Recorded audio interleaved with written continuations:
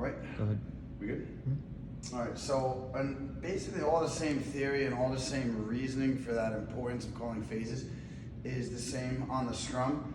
We never, I mean, I was asking Keith kind of where it's going, and it always seems to be a mystery. And I don't really think 8-man picks are a great move. I tried to start baiting him out just because there was nowhere to go and had an offload to Matt Medina in, but if that's always like our bread and butter, it's all improv. It's all figuring it out as you go, which it always becomes after 4 or 5 phases. That's just rugby. But if you can control the first 4 or 5, it can be so much faster and so much less wasted energy, people figuring out what's happening.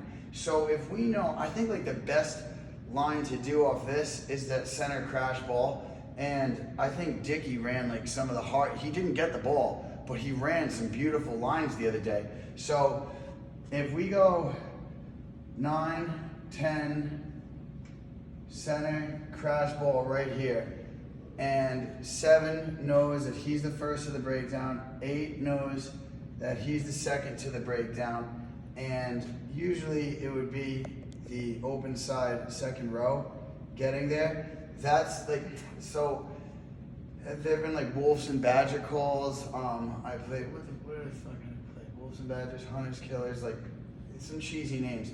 Whatever you want to call it, pod 1, pod 2. So you know that just because it's the fastest and the first to get there, that these people are going to be a pod.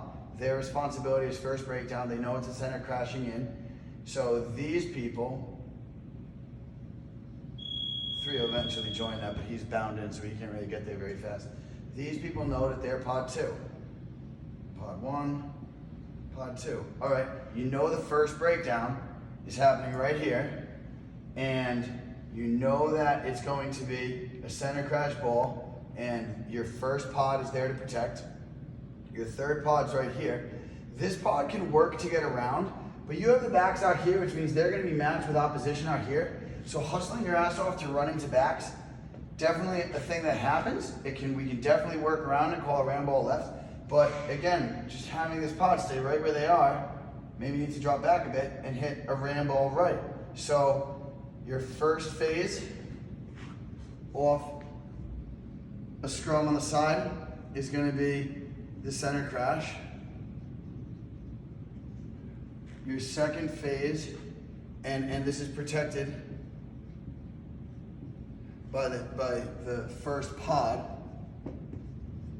who is the open side forwards. Your second pod, who's all tied up in the scrum, is on the second side, is a ram ball to second pod. Third phase. And now we can kind of open it up a little bit. It's a little easier than a line out just because there's not as much space and the forwards are closer together. This first pod, they can drop back a little bit, maybe put 10 in between them. So third phase, we can go with a rod ball to first pod. And again, I know I'm really beating the dead horse here, but whether we move it a little bit or we piston it on either side of the breakdown, we've got 3 phases, well protected, fast ball, bunching the defense. Our forwards are not running all over the field. We know what pods we're supposed to be in. And fourth phase